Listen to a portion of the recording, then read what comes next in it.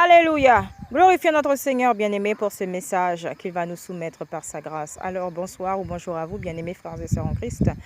Si justement il est écrit dans Colossiens chapitre 1 verset 14 à 20 que Jésus-Christ est l'image du Dieu invisible, que toutes choses ont été créées pour lui et par lui, que ce soit les trônes, dignités, autorités, dominations, les choses visibles, donc y compris les choses invisibles, cela comprend également les dominations, dignités, autorités qui sont instaurées dans le monde spirituel que vous et moi ne voyons pas à l'œil nu. Il s'agit donc de Satan et de sa hiérarchie. Voyez que véritablement le Seigneur est maître de toutes choses, il est la source de toute vie et qu'il est le détenteur de nos âmes sans exception. Alors voyez ceci, que si ces choses sont permises, si il est écrit aussi que nous ne devons pas nous affectionner aux choses d'en bas, mais aux choses d'en haut, le Seigneur veut que de nous-mêmes, nous puissions nous rendre compte de qui est notre maître, qui règne en maître dans nos cœurs et dans nos vies.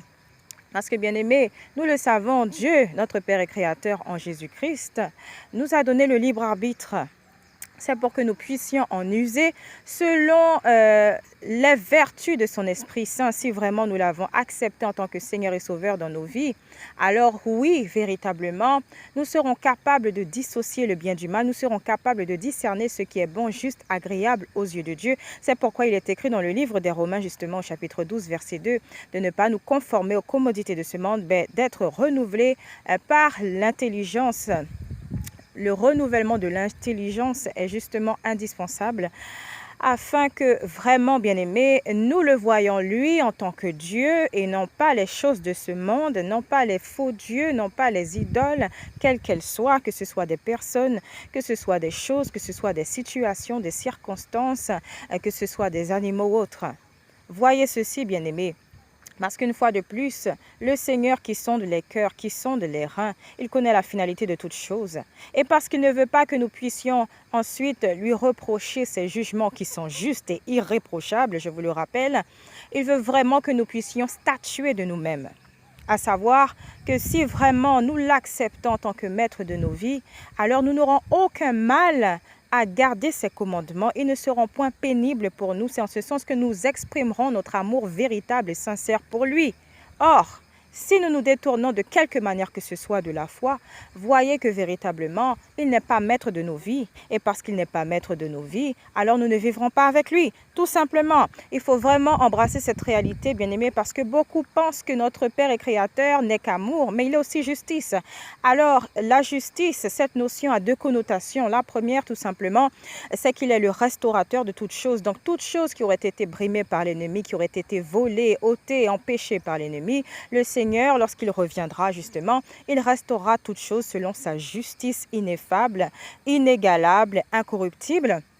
Et cette deuxième notion de justice fait référence justement à son jugement, à comprendre que ceux qui lui sont rebelles de quelque manière que ce soit, ils devront prendre justement leurs responsabilités, ils devront justement en tout état de cause, bien-aimés, carrément assumer les conséquences de leurs actes.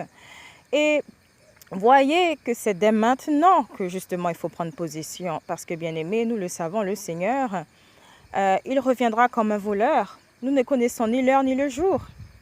Comme il est écrit, Jésus-Christ lui-même ne le sait pas, Dieu seul le Père sait. Donc est-ce que nous allons attendre que ce monde décide pour nous qu'il faille, oui ou non, tourner nos yeux et nos cœurs vers le Seigneur? Est-ce qu'il faut que vraiment cette anarchie mondiale, en d'autres termes, ce nouvel ordre mondial, puisse faire que les gens enfin se réveillent et se tournent vers le Seigneur? Ou est-ce que sincèrement, son peuple, sur qui est invoqué son nom, va chercher sa face, va le prier, va s'humilier devant lui, afin qu'il le préserve de tout maux, de tout danger, jusqu'au retour du Seigneur?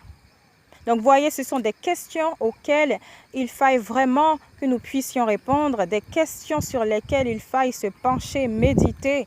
Parce que voyez que notre existence sur Terre, elle est permise par Dieu. Notre existence sur Terre a une finalité. Et voyez que ce temps sur Terre, justement, ce sont les préliminaires qui annoncent notre véritable vie à venir, notre demeure véritable qui n'est pas de ce monde. Je vous rappelle que tout commence véritablement une fois que ce monde, bien-aimé, nous n'y sommes plus. Alors, La question est la suivante. Est-ce que nous vivrons avec notre Père et Créateur pour l'éternité? Ou est-ce que nous vivrons avec le Dieu de ce siècle pour l'éternité? Donc je prie, bien-aimés, que le Seigneur, par son esprit de discernement, de sagesse, de connaissance, de révélation et de vérité, vous insuffle absolument toutes choses dans le cœur, et que pour ceux qui lui seraient encore rebelles aujourd'hui, qu'ils ouvrent leurs yeux, que toute cataracte spirituelle tombe maintenant, et qu'enfin ils voient le Seigneur dans toute sa splendeur et qu'ils voient son évangile briller comme jamais auparavant, compté de cet instant. Au nom de Jésus-Christ de Nazareth, recevez ce message. Que le Dieu de toute grâce ainsi continue, bien-aimé, de faire que sa main puissante et bienveillante vous accompagne tous les jours qu'il fait et qu'il vous fait voir par sa grâce. Alléluia. Restez bénis en Christ. À très bientôt par sa grâce.